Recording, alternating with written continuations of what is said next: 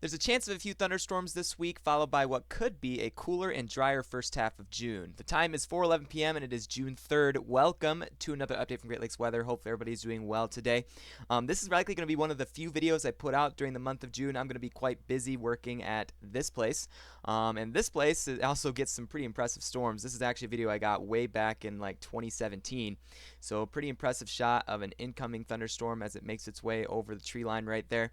I will be off pretty much most of June with regards to storm chasing in the first week of July because of the activity that's going to be going on at this place. So I'm going to roll out this video. It's going to be kind of a long-term look into what is to be expected during the month of June and the first week of July, and then also what is going to be happening in the near term with the chance for thunderstorms that we are currently having across the Great Lakes region. So we're going to start with the near term. Get into that first of all. Okay, so this is the day one convective outlook. Okay, we have a slight risk for severe thunderstorms across portions of southern Wisconsin, northwest Illinois. Again, setup for that setup today is not looking all too impressive. Again, there's a 2% tornado risk, 15% wind risk, and 15% hail risk. That risk is an isolated location across northern Indiana, southern Wisconsin. I don't know if it's going to amount to too much. I don't think the SPC is going to really issue a watch for that area as well. There's some convection that's already ongoing there that might limit the development of some severe weather out in that region. So that's ongoing for today. Tomorrow we kind of have a similar scenario, also just a little bit displaced further off to the west as another boundary moves through. We got a slight risk for severe weather and a marginal risk on the outside of it. You may notice that it's not really impacting too much Michigan, Indiana, and Ohio. While there's a chance that some storms might move into the area, the expectation is that those storms will likely weaken as we get on to later in the evening. It doesn't really look like they're going to amount to too much either across this region. Overall severe weather potential for Michigan, Indiana, and Ohio is looking low at this current moment. As we get into day three, that area shifts further into our region, but again, environment's not really going to be there. There's not going to be too much lift in the atmosphere, not too much helicity, and we'll take a look at that with the near-term models in just a minute. But as we get into day 4 through 8 outlook, really not too much being shown on those either. Not really a great ability to predict. The expectation for me is that there's not going to be too much of a threat for severe weather over much of the Great Lakes region over the next several days. And I'm going to look at that with the short-term and long-range models. But it does look like we are going to sit at below average temperatures for the first 2 weeks of June, maybe even getting into the third week. But then as we get towards late June, early July, it looks like temperatures might ramp up a little bit. We might see some warmer weather and also a greater potential for thunderstorms as a result. Again, we're shifting out of that spring season where we get those mid-latitude cyclones that further enhance severe weather potential across much of the continental United States. Now we're getting into that summer pattern where it's kind of there could be potential with a large amount of instability that there could be severe weather, and there could be some pushes of some flow on the northern side that could potentially cause some severe weather. But it looks like it's going to maybe stagnate a little bit during June. A lot of people have been saying it's going to be pretty active. I'm going to make the prediction that it's going to be there's a chance that it's probably not going to be the most active June that we have had, I will say. Further south in portions of the plains, at least further south, I can't make a prediction for that. But looking at the Great Lakes and the transition that we're seeing in the climate across portions of the Pacific, I think things will start to moderate a little bit during at least the first half of June into the second half of June. As we get into July and August, then I would be a little bit more concerned about severe weather. So we're going to take a look at that. Again, as we look at models, again, not really a forecasting, but I am going to say I'm drawing from those trends there, seeing the data and kind of seeing a conglomeration of it all, saying I do think it's going to be a little bit of a quieter June.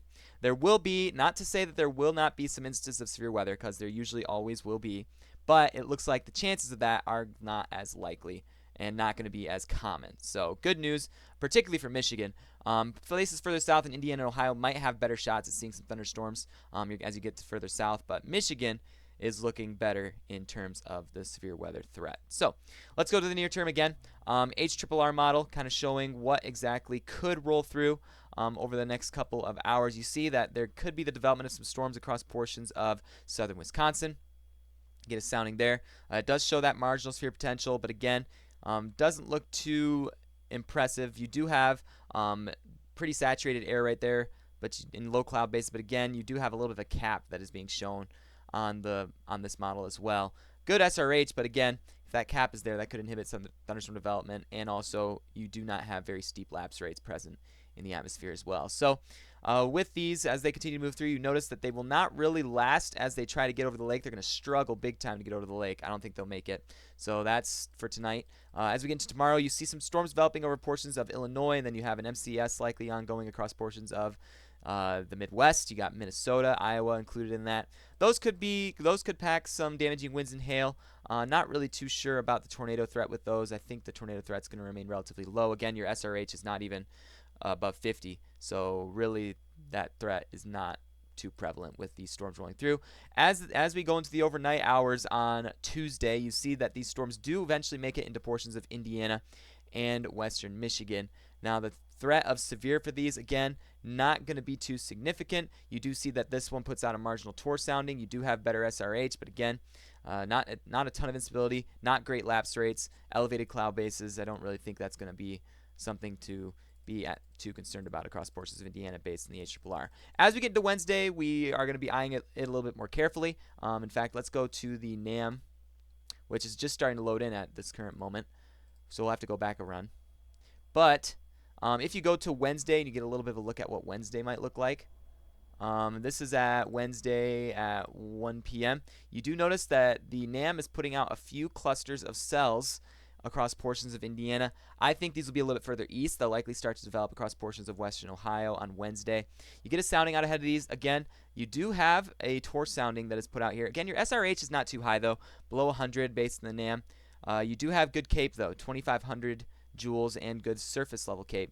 So these storms, again, if there's a marginal risk put out for portions of Indiana and Ohio for Wednesday, I would not be surprised to see that because you do have an environment that does support severe weather, mainly in the form of damaging winds and hail. Again, your wind shear is not going to be too strong at the low levels, or there is a little bit of directional shear, but again, your winds are not too strong. So not really thinking that severe weather in terms of tornadic activity is going to be too high, but I do think the potential for damaging winds and hail will be present with those storms as they move through on Wednesday. And then they continue to progress across Ohio towards Thursday as well. And then we're going to see cooler temperatures. Temperatures are going to start to drop. Temperatures moderate back into the 70s. And again, that's something that is interesting to look at for the month of June. For the next 6 to 10 days between June 9th and 13th, you do see below average temperatures across portions of much of the Great Lakes region, and pretty much the entirety of the Great Lakes region is included in that. And then below average rainfall also. So again, it's going to be likely a dry pattern for the next week, and then I do think that pattern will likely continue for the following weeks. Again, keep in mind though the model outputs might change at this current point, but it's a good estimate that it's going to be a quieter next 2 weeks for the month of June, and then I think that's also going to continue later on into the third week. We see that there's equal chances for above or below average temperatures across portions of Michigan, Indiana, Ohio. And it does put out that between June 15th and 28th that there's some above average chance for some precipitation in the form of severe. That's the question.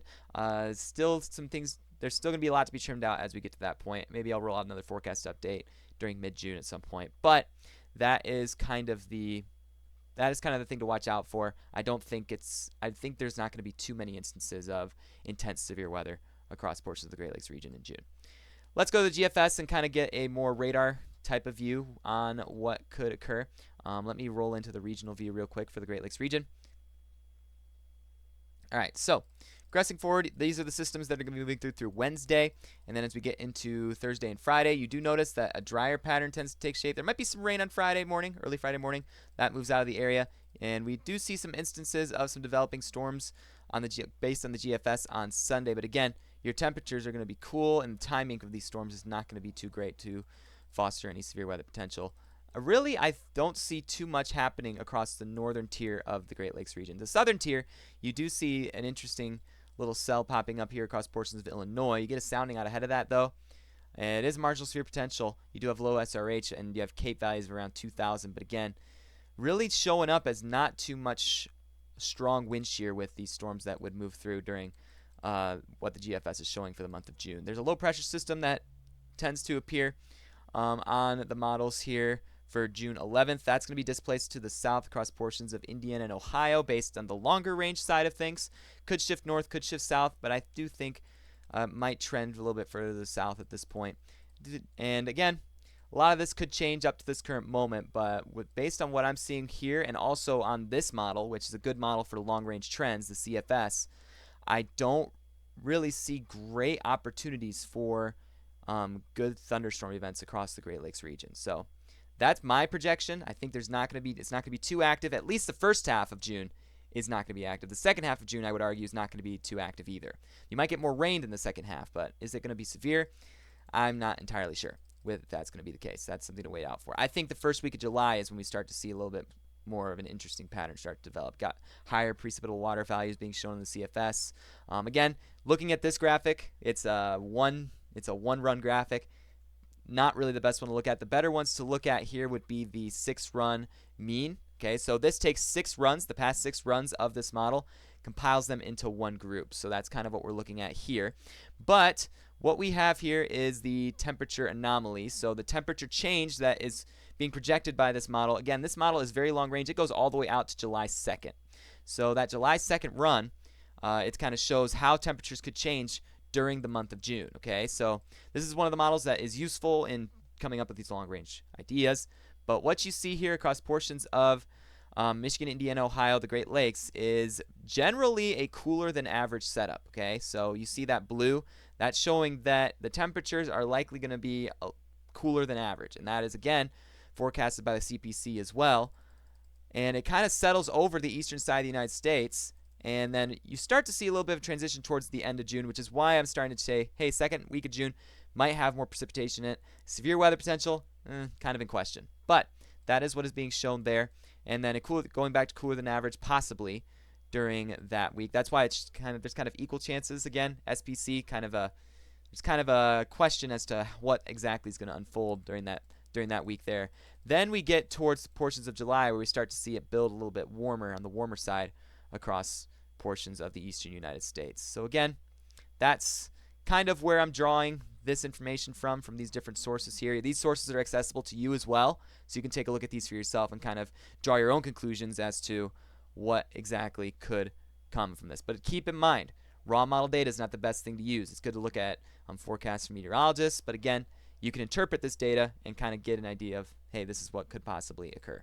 So again, height anomaly is also good to look at. This shows what the pressure change at the 500 millibar level, and again, these areas that are kind of orange and have higher millibar values are typically associated with ridges or warmer air masses, and then the blue is typically associated with troughs, and deeper troughs usually contribute to the potential for a stronger storm.